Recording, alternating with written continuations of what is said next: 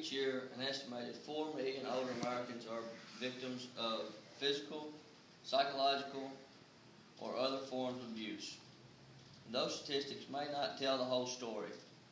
For every one case that gets reported to the authorities, as many as 23 still go undetected.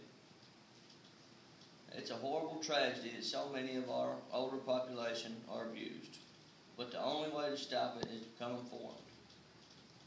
While I may never have worked in a nursing home or been a witness to abuse, I am a certified nurse's aide and I have studied it. Now, even though I hadn't worked around it or seen it, I do know that there are certain things that we can all know that will help us protect our loved ones. The things we need to know are what constitutes abuse, the warning signs to look for to spot abuse, and who to report suspected abuse to. Now, although we all know that physical abuse, that's not the only form we need to look for. First of all, we need to define abuse. According to Sheila Sorrentino, author of Mosby's Textbook for Long-Term Care Assistance, 6th edition, abuse is defined as the willful infliction of harm, unreasonable confinement, intimidation, or punishment that causes physical harm, pain, or mental anguish. Now let's analyze that definition a little further. Willful infliction of injury, I think we all know what that one means. The next part is unreasonable constraint. Now this just means that any restraint without a doctor's order is abuse. That's anything from tucking the sheets too tight around someone so they can't move to physically strapping them to the bed.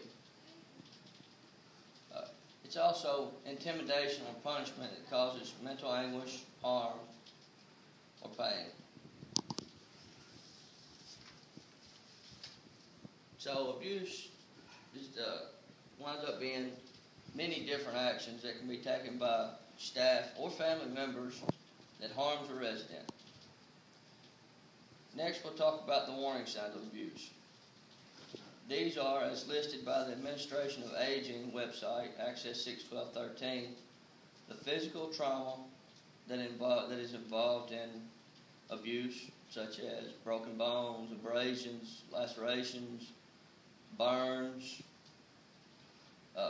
These all are caused by neglect, mistreatment, or physical abuse.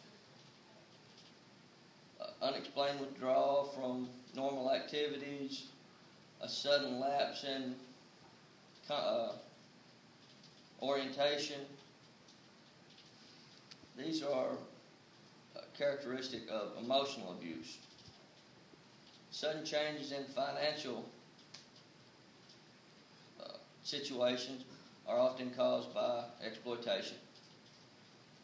Now that you know what to look for abuse and what's actually defined as abuse, we need to talk about who to report this abuse to. There are many safeguards in place to protect our elderly population. But when they fail, we need to know who to turn to get it taken care of. The most obvious is to report it to law enforcement, and if it's an emergency, don't be afraid to dial 911. Next on the list is the ombudsman. Now, the ombudsman is somebody that looks over all people in nursing homes, usually throughout the state, and their contact information is posted next to the door in the nursing homes.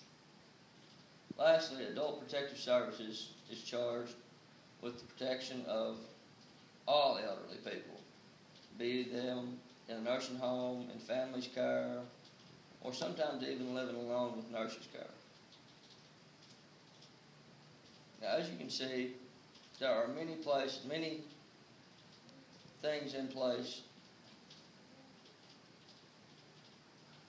In retrospect,